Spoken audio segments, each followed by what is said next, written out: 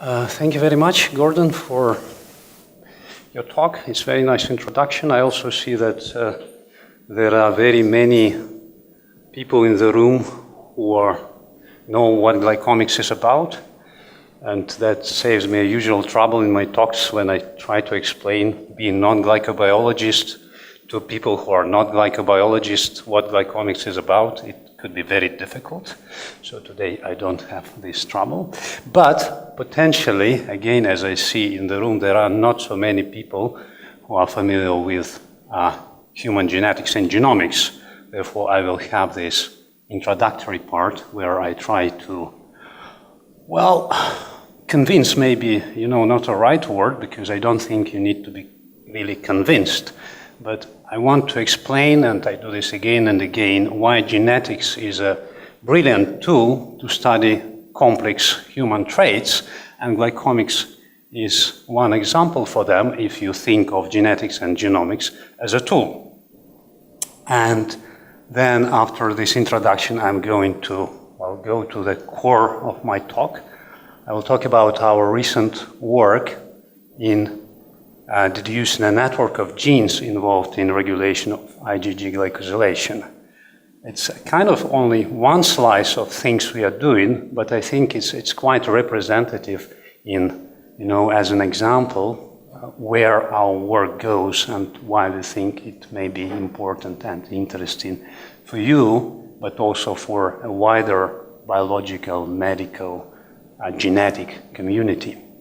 And my last part will be obviously conclusions, discussions, acknowledgements. Right, so to repeat a few things from Gordon's talk, you all know that protein glycosylation is variable between tissues of the same individual, so intra-individual variation is huge, time variation is huge, but also intra-individual, the variation between people is rather big. And we know that these changes or these statuses, they are associated with a health status, with aging, with specific disease. Now, of course, one of the big things we want to know is how these things connect together, how these changes in glycosylation relate to changes in the health status and changes to the aging. And one of the things so we have kind of, in many times, we have kind of black box. So we see this association, but we are lacking knowledge to explain how this works, right? So in a way, genetics I see as a tool which can convert this black box, so observance of, some association, being able to do prediction, into a white box where you know how this happens. And of course, having this white box, having interpretation is extremely important if you want to, manipulate the system in a way, if you want to design the systems of specific properties. So what kind of knowledge is missing if I think of glycosylation control, of protein glycosylation control specifically, and glycosylation control if you want, in humans? I think that, biochemically, you probably agree with me, the pathways of glycosylation on the biochemical level, they are pretty well studied. But what we miss is we know very little about how the glycosylation is controlled in humans in vivo, right? So how this happens in a living human. So this leads us to a goal that we want to detect cell type and tissue-specific networks of genes that determine intra-individual difference in human protein glycosylation and glycosylation, I should tell at this stage. And this will hopefully lead us to a better understanding of the nature of association between protein glycosylation and human complex disease. So I'm not talking about glycosylation disease, I'm talking about disease like hypertension, cardiovascular disease, diabetes, to understand how these things go together. And here genetics is quite an interesting tool to study, but to study human biology in vivo. Genetics is one of the best tools. So the problem is that classically experiments, you take a system, you perturb it, you change something, and you see how the system responds, right? It's as simple as that.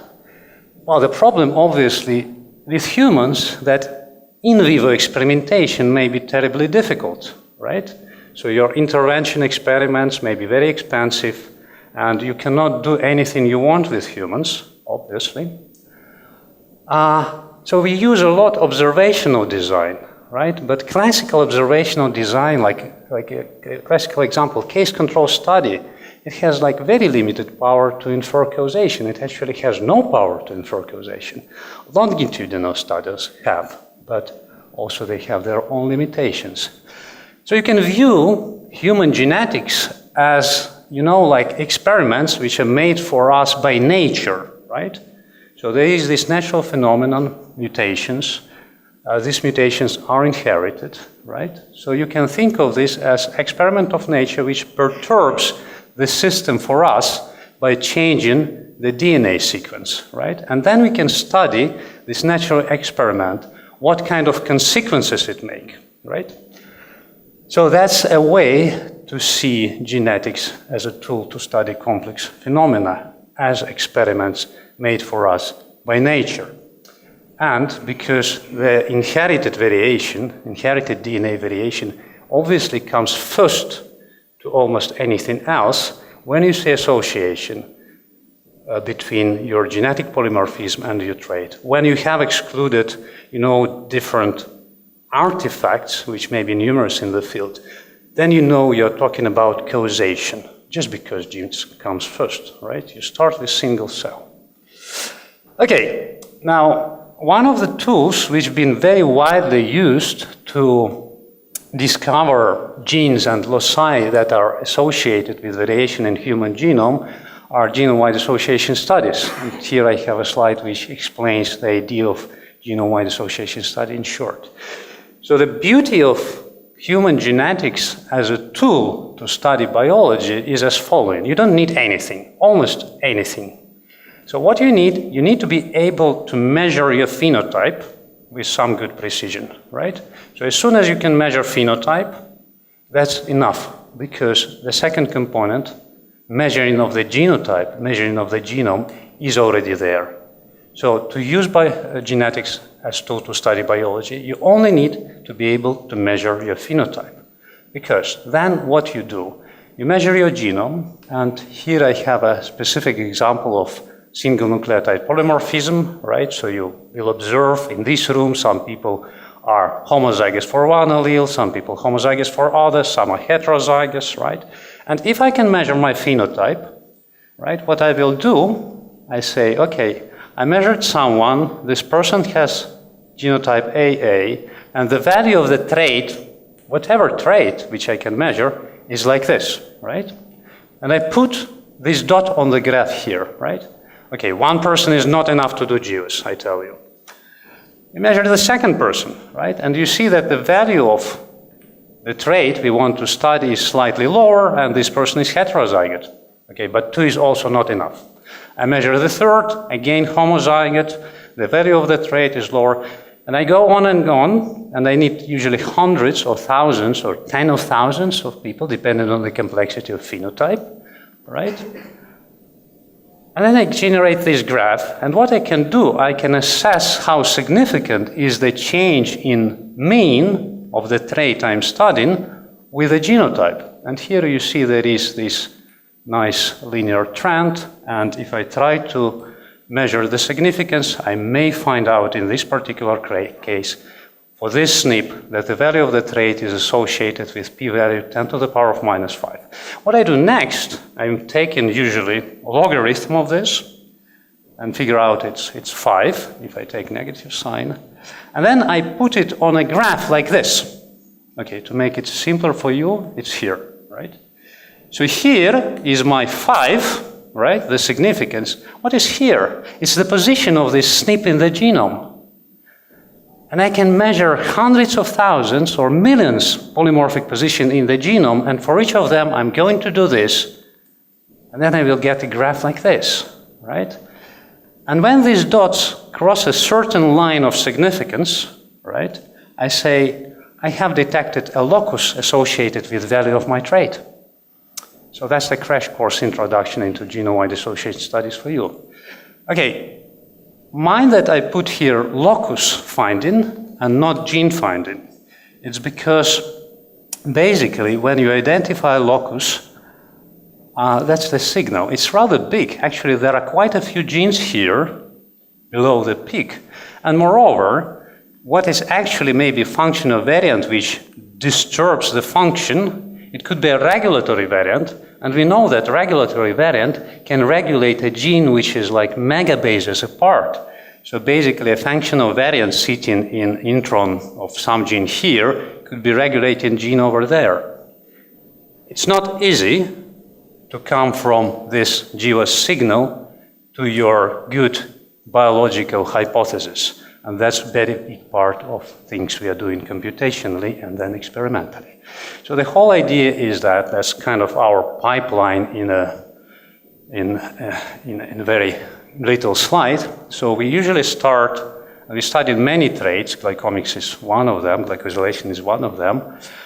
We start with genome-wide association studies for our complex traits. We identify the loci.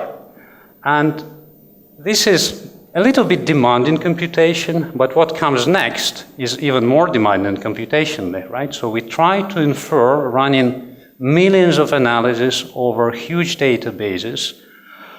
We are trying to infer what could be biological hypothesis underlying every single locus, right?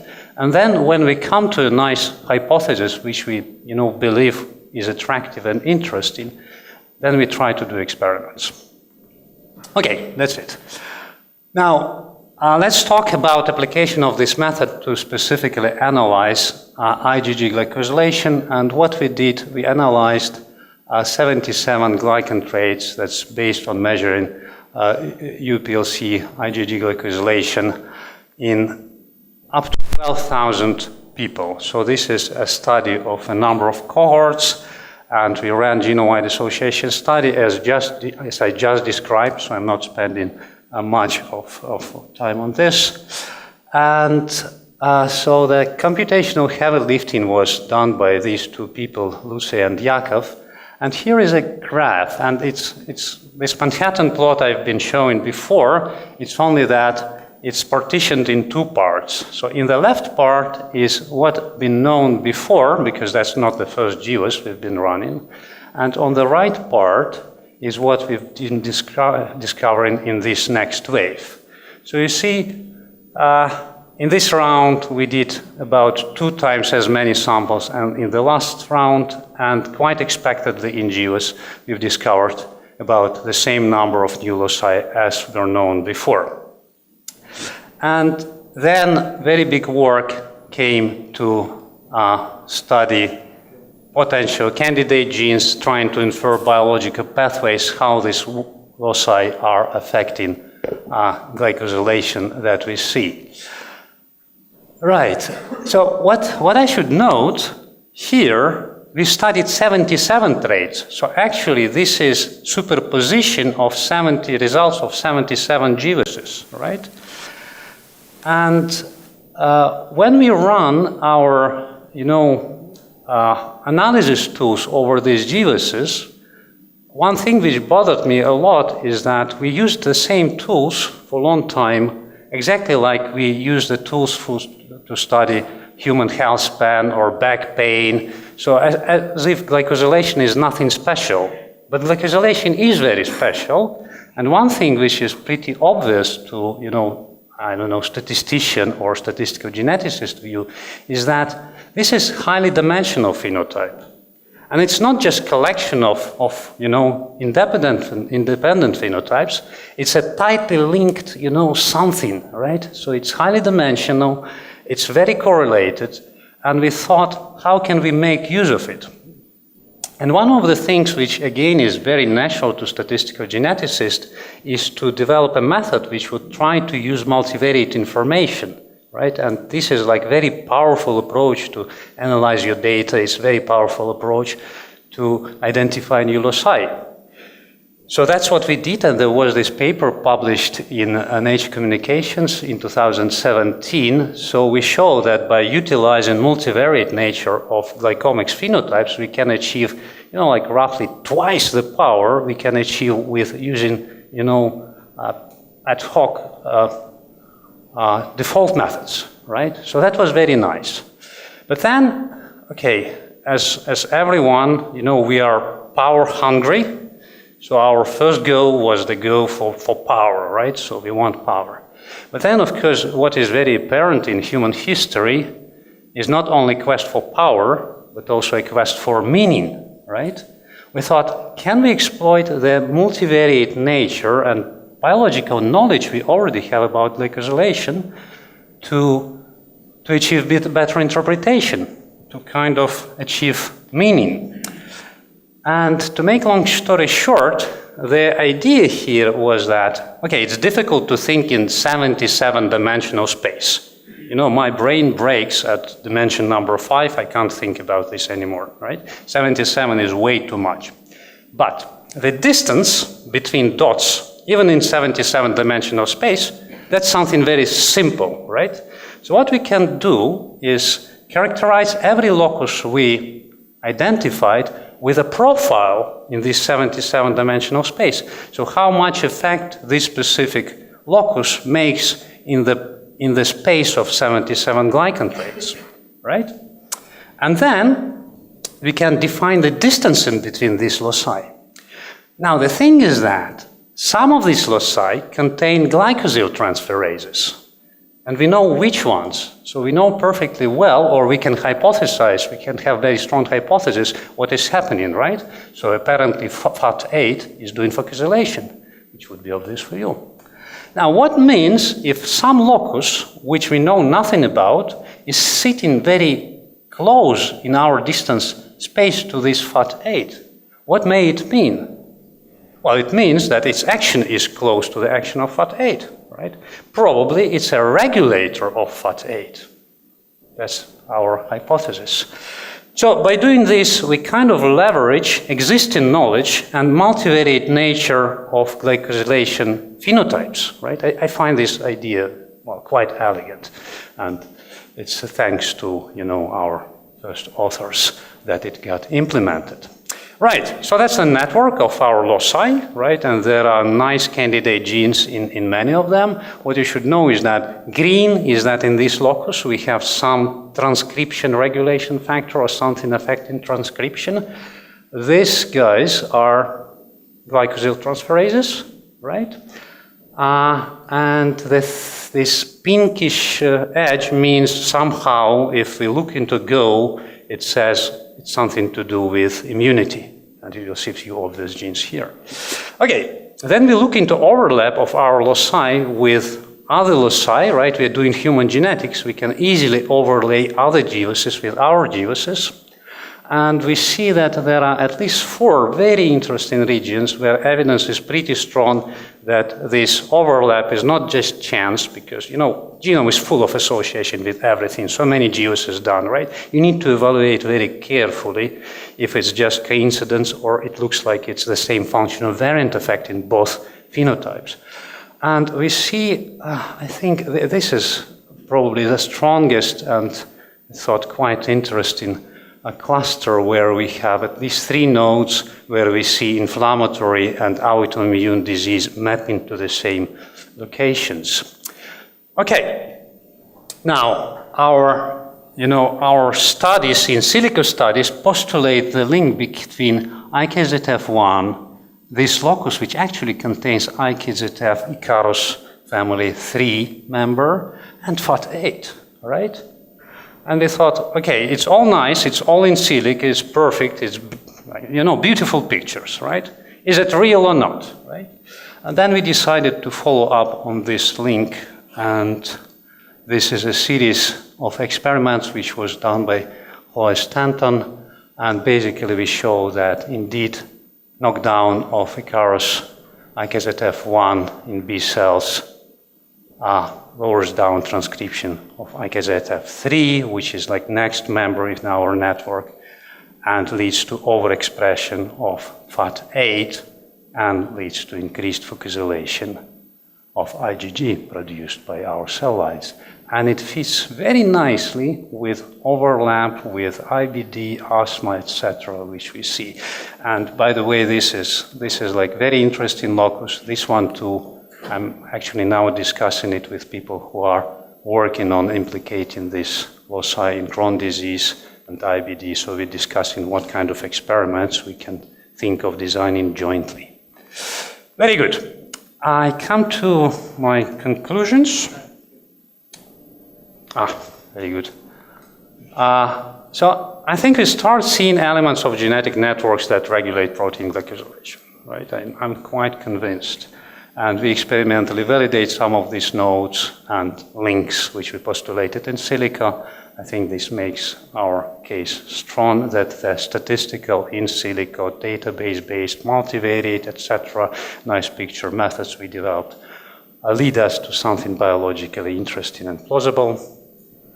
We see this overlap on the level of these regulatory nodes, actually, between IgG glycosylation and complex human disease. That's very interesting. Okay, a few words on the limitations. We are not reconstructing full network here, right? Because we look into things which are intra-individual genetically regulated, and that's not our aim here, right? Because we want to overlay with information from GWAS on human disease. We only at the moment have sufficient data to study N-glycome and IgG glycome, and as usual, we are power hungry. You know, 5 years later, we have 10 times bigger studies. I still tell this, right? Our power is limited. Our power is limited. More samples, please. Future work. We will expand in silico, but I also really hope we can expand our in vitro follow-up of interesting loci and links. We will study, you know, more proteins. We will have more power, and eventually we want to definitely understand how genetic control of protein glycosylation links to the pathogenesis of human disease. And many thanks to my key collaborators, Caroline and Gordon, and many, many others who've contributed into this line of work. Thank you for your attention.